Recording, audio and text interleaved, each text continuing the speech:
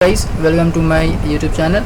Guys, आज हम बात करेंगे जीएसटीआर 1 में जो जीएसटीआर 1 में हम जो एचएसएन कोड जो देने की बात आ रही है 12 नंबर कॉलम में, उसे मैंडेटरी कर दिया गया है कि अगर हमारा टर्नओवर 5 करोड़ के नीचे है तो हमें B2B मैंडेटरी है, और अगर हमारा टर्नओवर 5 करोड़ के ऊपर है तो हमारा B2B और B2C दोनों मैंडेटरी है।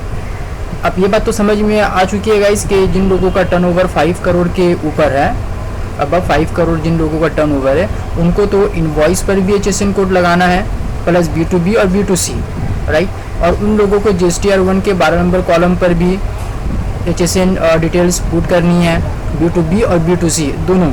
जिन लोगों का 5 करोड़ के ऊपर टर्नओवर है उनको तो किसी तरह की कोई डिस्प्यूट नहीं है, मगर जिन लोगों का टर्नओवर 5 करोड़ के नीचे है, ठीक है, अब उन लोगों को गवर्नमेंट ने क्या कहा कि भाई अगर आपका टर्नओवर 5 करोड़ के नीचे है, ठीक है, 5 करोड़ के नीचे यानी अप टू 5 करोड़ आप लोगों का टर्नओवर है तो B2B मैंडेटरी है, मगर B2C ऑप्शनल है।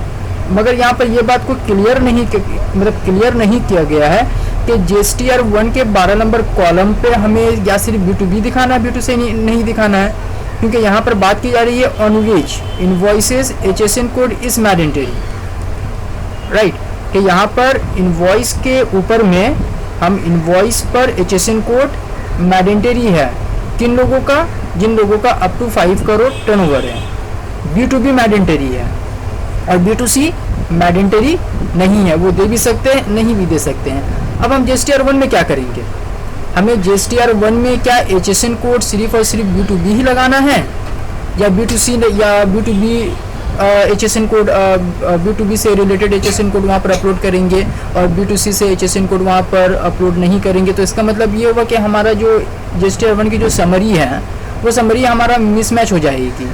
एचएसएन कोड मैच करेगी जीएसटीआर 1 से और एचएसएन कोड मिसमैच करेगी जीएसटीआर 1 के B2B में जो हमने इनवॉइस डिटेल्स जो हमने पुट किया वो मैच करेगी एचएसएन कोड से, 12 नंबर कॉलम से वो मैच करेगी और B2C तो मैच नहीं करेगी।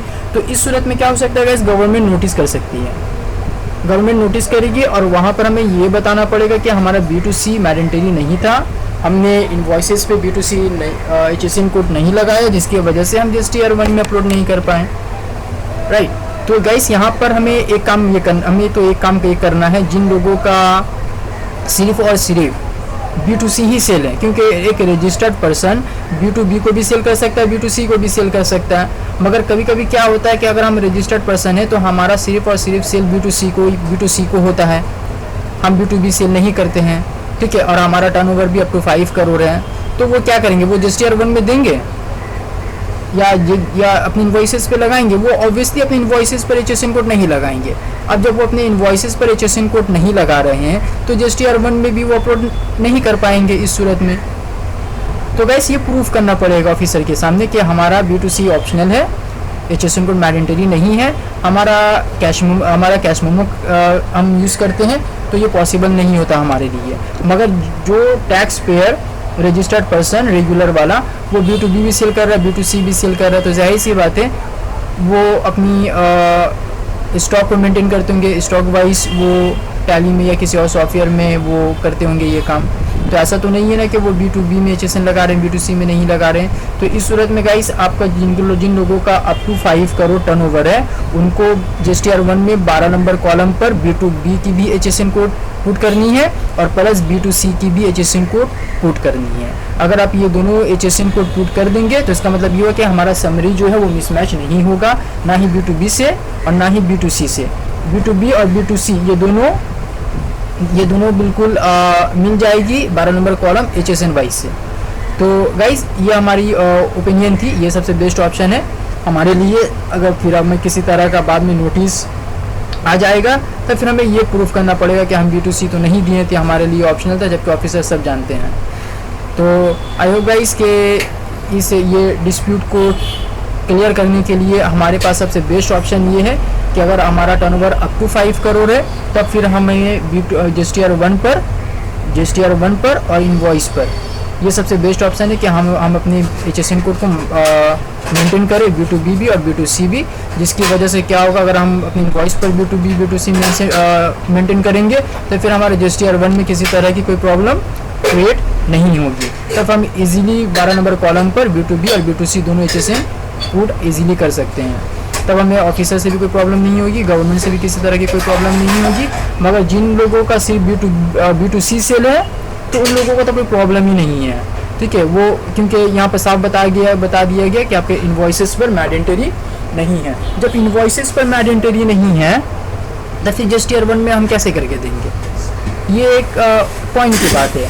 मगर ये पॉइंट की बात हमें क्या करना पड़ेगा कि इसको इस बात को हमें प्रूव करनी, इस बात को हमें कन्विंस करनी पड़ेगी, बतानी पड़ेगी कि ऐसा मामला है कि हमारा तो कैश मेमो यूज़ करते हैं हम, उसमें HSN मेंटेन नहीं होता, ठीक है। हम B2C सेल करते हैं और गवर्नमेंट ने खुद कहा कि HSN पर अप टू 5 करोड़ इन्वॉइसेस पर B2C HSN मैंडेटरी नहीं है।